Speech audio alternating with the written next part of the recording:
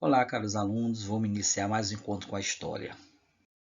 Então a gente vai entrar hoje num assunto bem polêmico, né, gente?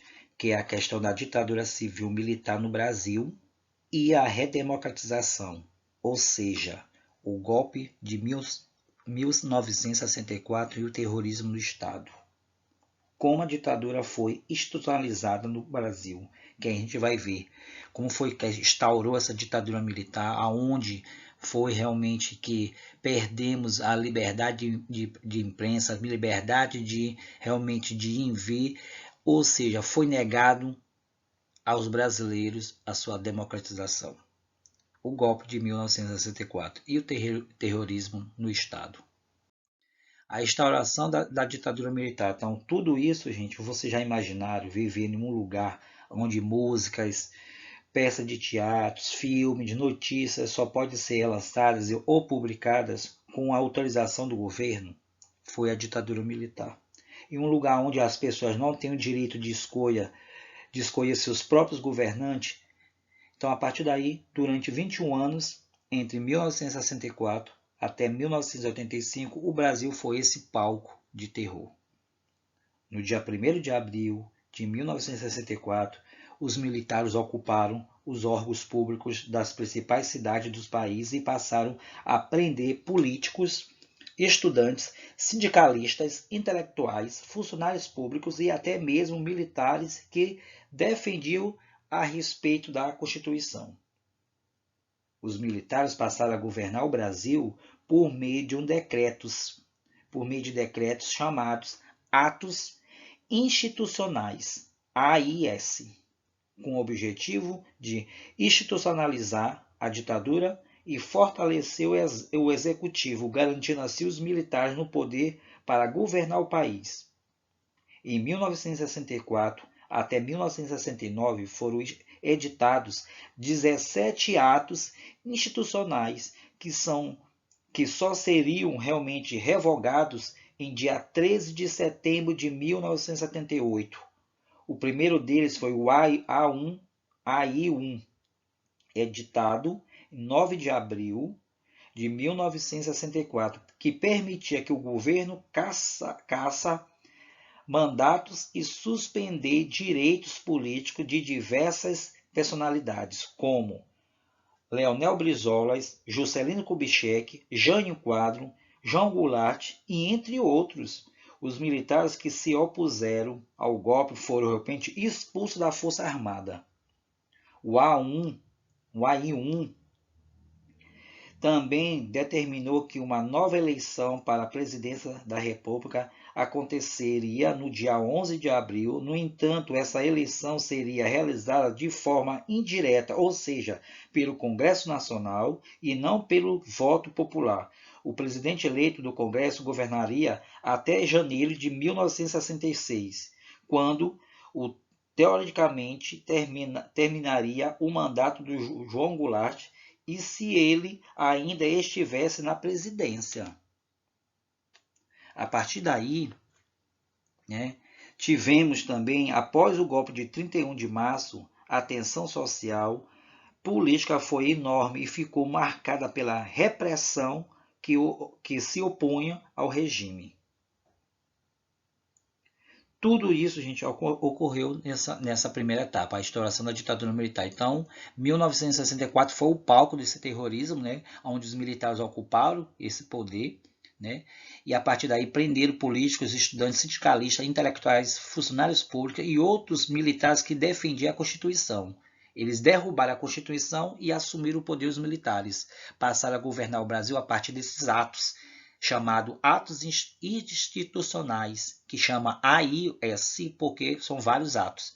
Que o objetivo desses atos é o que? Institucionalizar a ditadura e fortalecer o executivo, garantindo a eles o poder. O AI1 começou em 1964, foi o primeiro ato que caçou mandatos e suspendeu os direitos políticos, principalmente de alguns políticos como Leonel Brizola, Juscelino Kubitschek, Jânio Quadro e o próprio presidente atual, que era João Goulart, e entre outras personalidades, que determinou a eleição indireta para a presidência da República. Essa indireta, com o Congresso que ia votar, a população era negado o voto. Aí começou os atos. Aí começou o AI-2, foi em 1965, que extinguiu os partidos políticos e criou o sistema bipartidário, com a Aliança Renovadora Nacional, que chamava Arena, e o Movimento Democrático Brasileiro, MDB, que se opuseram que fizeram essa oposição concedida. Depois tivemos o AI-4, 1966, convocou o Congresso Nacional para aprovar uma nova Constituição que incorporou as reformas realizadas pelo presidente Huberto de Alencar Castelo Branco. E também tivemos o AI-5, que foi em 1968, que autorizou o presidente a fechar o Congresso Nacional e intervir em estados e municípios, suspender direitos políticos de qualquer cidadão por 10 anos e suprimir os direitos ao habeas corpus, que era a questão, você sabe que o habeas corpus, gente, que a pessoa presa não tinha como se defender, ou seja, foi negado que ele pudesse se defender em liberdade condicional, que isso que é o habeas corpus era para fazer isso, que a pessoa pudesse entrar com esse habeas corpus para responder isso em liberdade, e naquela época foi negado esse habeas corpus. Tudo ocorreu nesse primeiro momento da ditadura militar no Brasil, esse cenário de terrorismo de 1964, onde estourou esses atos. O primeiro foi o 1, depois o 2, o 4 e o 5, porque esses quatro são mais conhecidos, que tinham mais força de poder militar. A partir daí começou o governo de Castelo Branco. O marechal eleito pelo Congresso Nacional declarou seu projeto de desenvolver o capitalismo brasileiro e reforma ao aparelho do Estado para conter uma suposta ameaça comunista. Medidas do governo de Castelo Branco.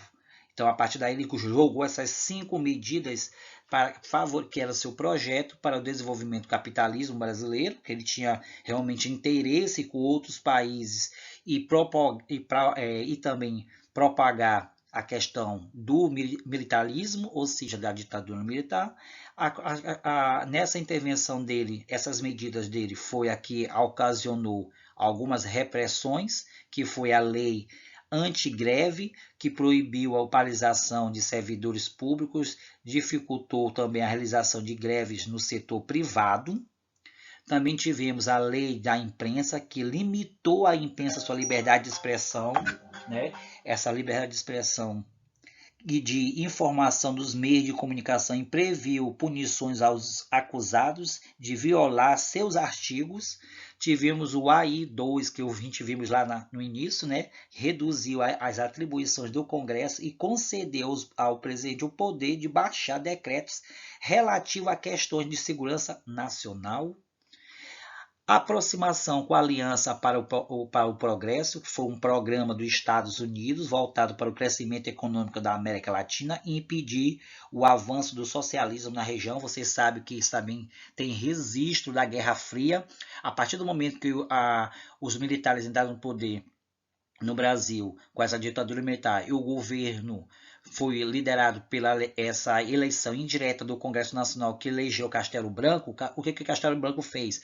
Essa aproximação de aliança para o progresso, que foi com os Estados Unidos, que ele não queria o socialismo, ela resiste ainda da Guerra Fria, já que ele não queria que a União Soviética entrasse realmente como uma aproximação ao Brasil para instaurar, né, o socialismo, já que os Estados Unidos propagava o capitalismo. Foi onde os Estados Unidos apoiou também, em termos, né, por conta dos seus interesses comerciais, a questão da ditadura no Brasil. E também o Serviço Nacional de Informação, o SNI, que foi um organismo de inteligências voltado para a investigação e a repressão de opositores ao regime. Ou seja, esse sistema, né, de inteligência, ou seja, essa Polícia Especial do Brasil, caçava, né, políticos, né, professores, funcionários públicos, estudantes que eram envolvidos em movimentos contra o regime militar, e a partir daí, quando eles prendiam, às vezes não voltavam mais, desaparecia do mapa. É por isso que até hoje a gente vê aquelas cenas de imagem de pessoas desaparecidas na ditadura militar. O governo Costa e Silva foi um governo que ficou marcado pelo crescimento de movimentos de oposição pela questão da violência e repressão policial, né? Foi um governo bem realmente violento, eleito pelo Congresso Nacional em 1966. O general Arthur da Costa e Silva era apoiado por uma das ala do exército conhecido como linha dura, né?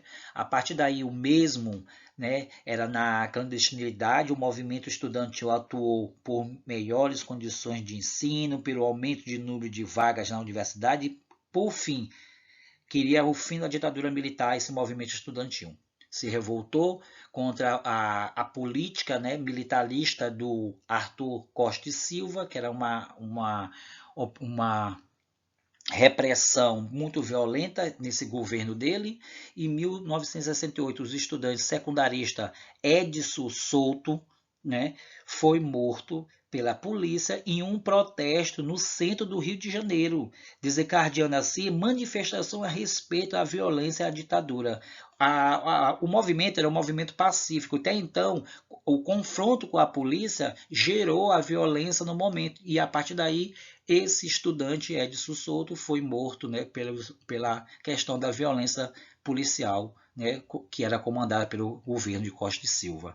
Com essa violência gerada pela ditadura militar nesse governo, passeatas dos 100 mil, que foi conhecida historicamente em 1968, grande manifestação artista, estudantes, até padres, intelectuais e outros setores contra o regime militar se mobilizaram para o desenvolvimento da democracia e fim da violência na ditadura militar.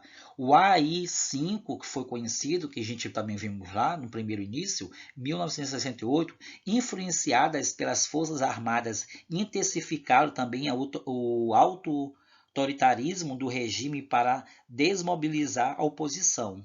Com tudo isso, grupos políticos de resistência se radicalizaram, empregando assim ações armadas para derrubar a ditadura em um período que ficou conhecido como Anos de Chumbo, que também foi um período conhecido no governo Costa e Silva. O governo Médici, né, eleito em 1969, o general Emílio, né, Garrastazu Médici, iniciou o período de maior perseguição e repressão política aos opositores do regime, aonde começou o desaparecimento das pessoas dos movimentos, estudantes, professores, músicos, autores, começou a desaparecer, né, aonde eles eram presos e não voltaram mais.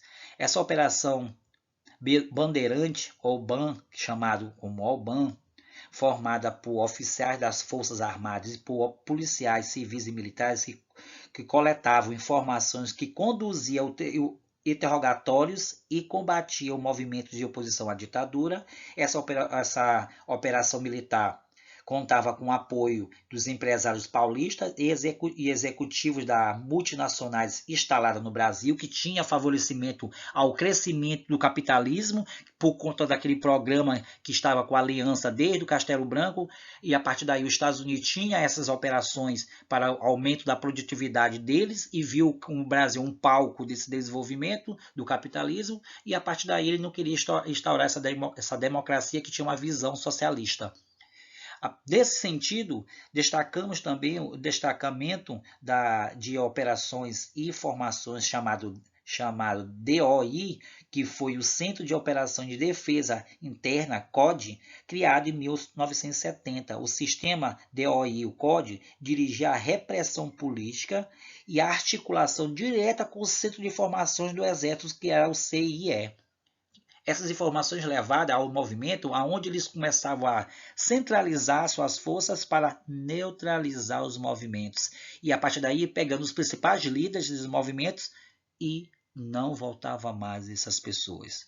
Era desaparecida no governo Médici. Golpe militar. No dia 1º de abril de 1964, tropas do exército, né, sediadas em Minas Gerais, marcham para o Rio de Janeiro no Congresso Nacional com cargo do presidente da República era declarado vago, mesmo com a presença de João Goulart em território nacional. O período militar iniciou em 1964 e terminou em 1865.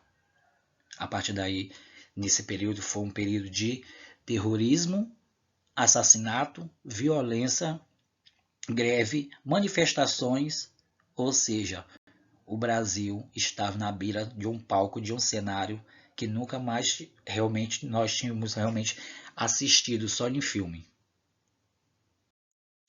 Então, tudo isso foi o primeiro início, né, que a gente vai ver sobre a questão do golpe em 1964.